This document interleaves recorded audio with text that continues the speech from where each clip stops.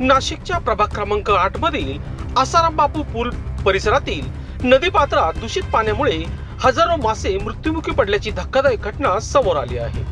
नदीपात्रात मृत माशांचा अक्षरशः खच पडल्याने परिसरात तीव्र दुर्गंधी पसरली असून नागरिकांनी जनावरांच्या पिण्याच्या पाण्याचा प्रश्नही गंभीर बनला आहे।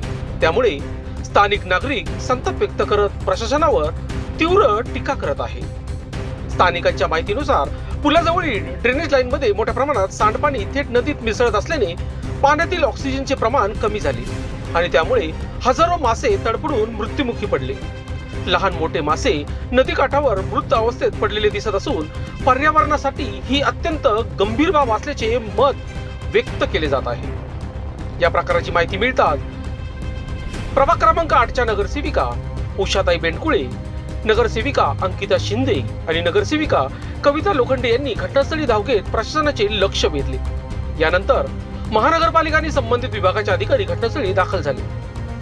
मत्स्यालय विभागाने दूषित पाण्याचे नमुने गोळा करून पंचनामा सुरू केला आहे। विशेष म्हणजे याच प्रकारावरून महापालिकेला पूर्वी दररोज 10 लाख रुपयांचा दंड आकारण्याबाबत पत्र मिळाले होते, तरीही सांडपाणी थेट नदीत सोडण्याचा प्रकार सुरू असल्याने प्रशासनाच्या निष्क्रियतेवर प्रश्नचिन्ह उपस्थित होत आहे। घटनास्थळी ॲडव्होकेट महेंद्र शिंदे, दीपक आरोटे, दशरथ लोखंडे, हिरामन शेठ बेंडकुळे, शरद बेंडकुळे, पोपट मंडलिक, कैलास आचारी, भरत मंडलिक, किरण मंडलिक, मत्स्यालय अधिकारी मनीष महाजन, मनपा उपायुक्त अजित निकट, घन कचरा व्यवस्थापन संचालक आवेश पलोड, चिंतामण पवार, मुकेश रेवर आणि पर्यावरण प्रेमी राजेश पंडित उपस्थित होते।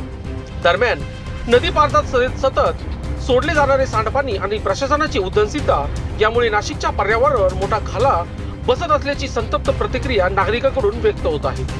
आता या प्रकरणात दोषींवर कडक कारवाई होणार का असा सवालही उपस्थित केला जात आहे।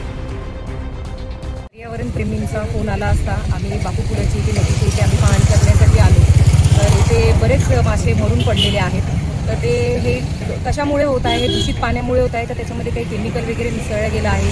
त्याच्यावर अधिकाऱ्यांनी लक्ष द्यावं, कारण हेच पाणी पुढे जाऊन रामकुंडाला मिळत आहे व तिथे येणारे लोक आहेत, भाविक आहेत, ते इथे पाणी घेऊन जातात तीर्थ म्हणून, आणि ते जर पाणी पिल्या गेलं किंवा त्यांना काही नुकसान झालं किंवा इथल्या जनावरांना लोकांना काही नुकसान झालं तर ह्याचं जबाबदार कोण असेल?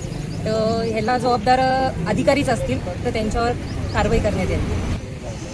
आता जे असं बापूरावर जे मच्छी मदत झालेले तर काही फोन आले, ते फोन आल्यानंतर आम्ही ते इथे सगळ्यापासून उभं आहोत, पण या जागेवर अजून अधिकारी आलेले नाही आहेत।